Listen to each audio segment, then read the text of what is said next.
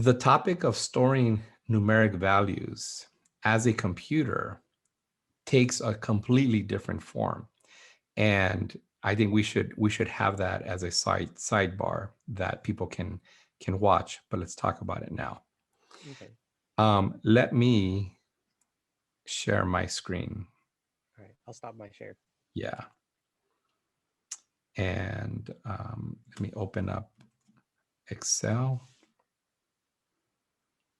And I'm only going to cover the whole numbers because um, getting into decimals and floats is a lot more complicated. And he talks about it in the book. So let me zoom in. Since I only need this many numbers. Okay, let me share my screen.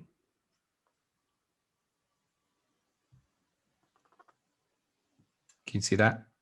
Yep. Okay. So you'll notice that he did 1, 2, 3, 4, 5, 6, 7, 8. So we're only going to go 4. We're going to do A, B, C, D. And then this is going to be equals. And it's going to be a numeric value. So let's assume that these 4 boxes are a byte, okay? And so each one of these is considered a bit. And the bit is either going to be on or off. There's no other value that you can put in there. You can only put a 0 or you could put a 1. Those are the only 2 things that you're allowed to put in there. Let me go ahead and central and make these center. So if all these bits are off, in other words, they're all 0, then the value of this byte is 0. But if we flip the first bit, that first bit, is equal to 1. Now, if we continue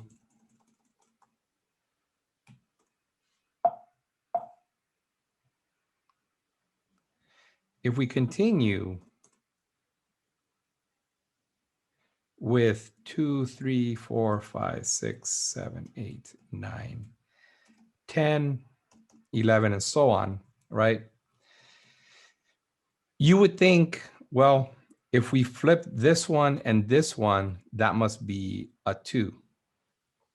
But in reality, in order to get the 2, you flip the second bit. So you only have 0, 1, or 2. And to get a value of 3, you would have to flip bit 1 and bit 2 because the value, in fact, let me insert another one here. Bit 1, bit 2, bit 3, bit 4 holds these specific values. So if all of them, if bit 1 through 4 are turned off, then our value is nothing. But if the first bit is turned on, then our value is 1, right? If our second bit is turned on, it takes that value and gives us the value of number 2. But in order to get value number 3, we have to take bit 1 and bit 2, which gives us values 1 and 2, to sum to the value 3. Mm-hmm. Now, if this is 1, this is 2, the way that we get 4 is actually not considered 1, 2, 3, and 4. It's actually 4 and 8. So these bits produce values that are doubled every time. So the first bit gives us a value of 1. The second bit doubles the value of 1 and gives us 2. The third bit doubles the value of 2 and gives us 4, and so on and so forth, right? So in order to get the value 4, we would have to flip the third bit. And then to get the value 5, we flip the third and the first bit. Are you with me so far? Yeah. On these values? Mm-hmm. And then to get 6, you flip columns, you know, the 4 and the 2. And in order to get 7, you turn on bit 1, bit 2, and bit 4, or bit 3, I guess you can call it, because it's 2 plus 3 plus 1. or 4 plus 2 is 6 plus 1 is 7. Mm-hmm. And then to get 8, you flip the last one. You see where this is going? Yeah. So this is how numbers are represented inside of a computer. So when they say everything is a 1 or a 0, believe that everything is a 1 or a 0. Because even characters are what do you call it? Even characters are given some kind of numeric value. And so those numeric values get translated by these 1s and 0s. Go ahead and share your screen and let's talk about the numeric values of characters. Oh. All right, so let's go ahead and start a new line after line 8. And so we're going to do a var, and we're just going to call it C for a character equals, and then inside of single quotes, give it a capital J, and then end off the line with the semicolon. So characters can only have one character in it. Okay, you can't put multiple because it's going to say, hey, there's too many here. It only takes one character. But this character, if we go ahead and on after line 9, create a new line and do another console write line.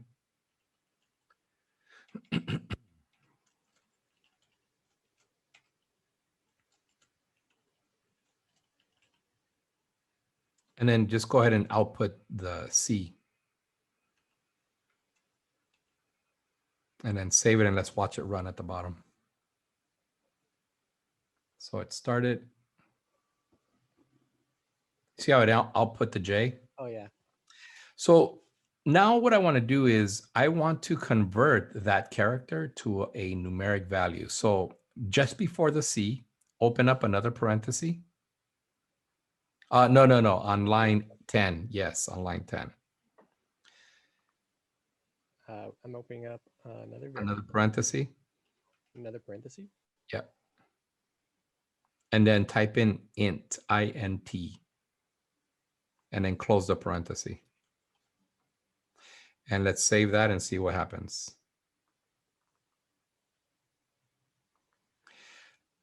It gave us a 74, which means that the letter C is represented by the number 74. So even though it's a character, okay, it's a numeric value to the computer. And that's how you would say, hey, computer, go and display character 74. And it's going to look in its ASCII chart and it's going to say, oh, yeah, that 74 represents a J. And so it'll print out the J and it'll go and draw it on the screen for us. You know, so there's like a lot more writing in the wind when it has to go and display that J, because now it's got to go and instruct the monitor to represent a J. But in reality, this is representative of an integer value of a whole number. And so even though we got strings, they still end up as 1s and 0s at the end of the day, because through that flipping of the bits, we have to come up with that 74, and we just need to add more bits in order to come up with that. And in reality, because we have 64-bit processors, we have a total of 64 bits. So that's how many numbers we can come up with at the end of the day. Okay.